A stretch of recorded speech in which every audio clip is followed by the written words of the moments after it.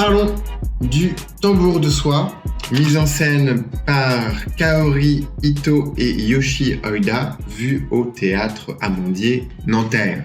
Alors, on va contextualiser cette vidéo en 3 points. Premier point, c'est la deuxième fois que je fais cette vidéo-là, puisque j'étais pas satisfait du résultat de la première, ce qui signifie que j'ai vu le spectacle il y a un certain temps. Deuxième point, je suis pas spécialiste du théâtre No. Pour situer, le théâtre No, c'est un art théâtral japonais, tout comme l'est le théâtre kabuki. C'est le deuxième spectacle de No que je vois. Le premier étant Sleeping, il y a 1 an au théâtre Montfort. Bon, et j'avais pas été très emballé par Sleeping, et je le suis pas trop là non plus, à dire vrai.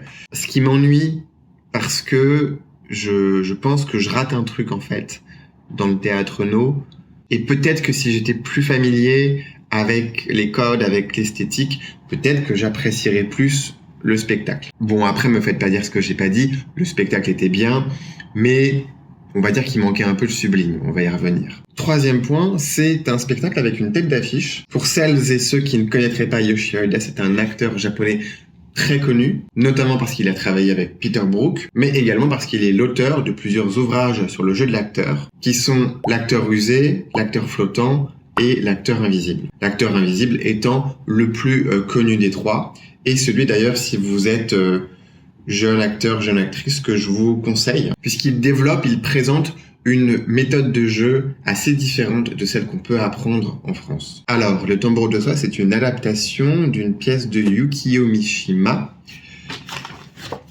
J'ai le livre juste ici. Il y a beaucoup de différences avec le texte, ne serait-ce que déjà le titre qui s'appelle Le Tambourin de soie, presque peut-être des erreurs de traduction. Le parti pris de la mise en scène, c'est de faire exister l'histoire dans un théâtre, d'assumer pleinement un peu cette théâtralité-là. Et par exemple, la salle va commencer en étant allumée, il va y avoir la servante au plateau, et les personnages vont être dans un moment de répétition. Dans le texte, on retrouve plutôt une situation urbaine avec des immeubles, le bureau d'un avocat ou le salon d'un magasin de haute couture. Certaines actions sont similaires, comme le fait que le personnage principal va balayer son environnement. Les rapports entre les personnages le sont, entre un personnage jeune et un personnage vieux. Et le nœud narratif également, à savoir ce fameux tambour de soie, qui est en fait un tambour qui ne sonne pas, mais où justement le personnage principal féminin, qui est jeune, va se promettre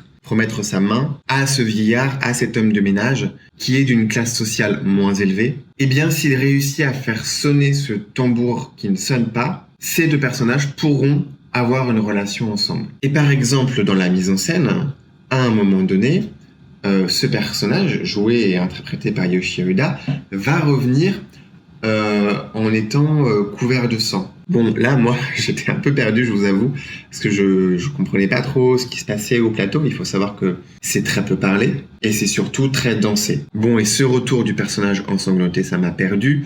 C'est vrai qu'en en parlant après avec d'autres personnes, en fait, tu comprends a posteriori qu'il s'est suicidé, et qu'il revient, en fait, en étant un fantôme. Et c'est vrai que les fantômes sont assez présents dans le théâtre No. Et le même événement arrive dans le livre, où en fait il va se jeter du haut d'un immeuble, après justement avoir été refusé par cette femme, un peu avoir été entourloupé justement, oui j'utilise ce mot, par ce tambour qui ne sonne pas. Bon, la mise en scène elle construit, elle met en place une opposition, un parallèle justement entre ces 2 personnages principaux. Il y a 3 personnages en tout. Ce vieillard qui s'occupe du balayage, cette jeune femme qui est danseuse et qui fait une répétition de son spectacle, et un musicien qui n'a pas forcément d'incidence très profonde sur le récit, mais qui va faire vivre l'action, qui va la commenter quelque part en jouant de ses instruments. Et d'ailleurs, qui sont les instruments typiques du théâtre No. Comme je disais, il y a très peu de texte, assez peu d'échanges et beaucoup de danse. Les danses sont belles, elles sont techniques. Le jeu qui se fait entre ces 2 personnages de symétrie un petit peu, ou pour vous représenter la personne jeune et expérimenté va faire plusieurs acrobaties que le vieillard va essayer de reproduire, mais voilà, il n'a pas le même corps, il est plus fatigué, donc il n'y arrive pas trop, donc il fait vraiment des tout petits mouvements. Et en fait, cet ensemble, il construit une narration assez poétique, presque hypnotisante dans l'idée. Moi, je me rappelle d'un moment qui me marque, c'est voilà, une danse, mais il y avait le musicien qui poussait des cris durant cette danse, et qui sont des cris en fait très japonais, en tout cas qui sont des cris vraiment issus du théâtre kabuki. Mais ce côté hypnotisant, ça m'a pas transcendé.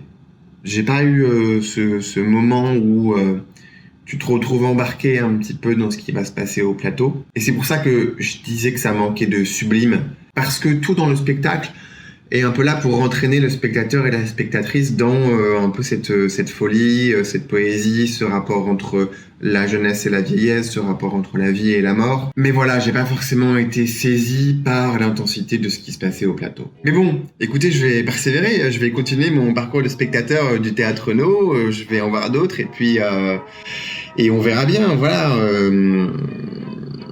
Peut-être que ça me plaira, quoi. Abonnez-vous, partagez cette vidéo-là. Je suis désolé parce que là, vraiment, je me rends compte que cette vidéo est vraiment très en retard par rapport au moment où le spectacle était joué. Et bref, vous pouvez quand même la partager, vous abonner, et puis toujours aller au théâtre, c'est important. Ciao!